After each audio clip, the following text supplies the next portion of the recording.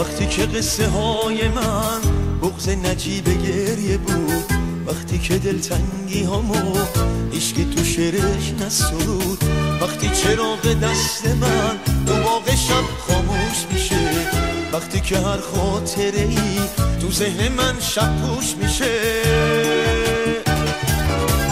میخوام به قصه کوچ کنم، حرف صدامو پر بدم، نفس بدم به مرغ عشق، آواز عشق و سر بدم. میخوام به قصه کوچ کنم، حرف صدامو پر بدم، نفس بدم به مرغ عشق، آواز عشق و سر بدم.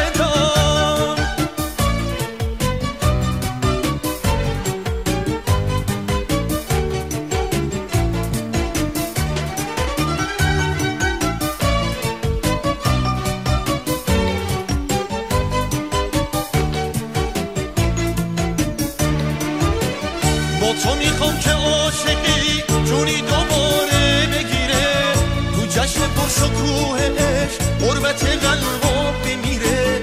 با تو میخوام توتی عشق تو آینه ها داد بزنه، خوش اومدی به جشن عشق اینجا قریبی میشکنه.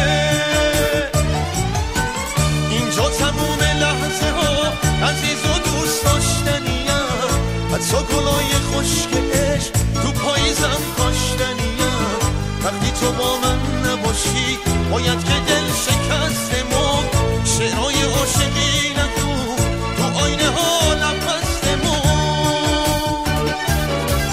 میخوام به قصه کوچ کنم، حرف صدامو پر بدم، نفس بدم به مرغ عشق، آواز عشق و سر بدم.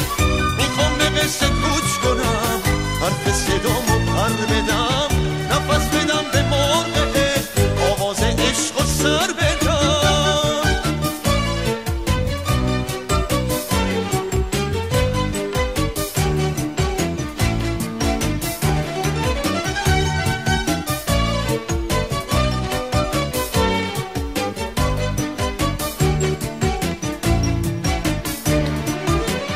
با تو میخوام که عاشقی جونی دوباره بگیره، تو جشن پرشکوه عشق غربت قلبم بمیره.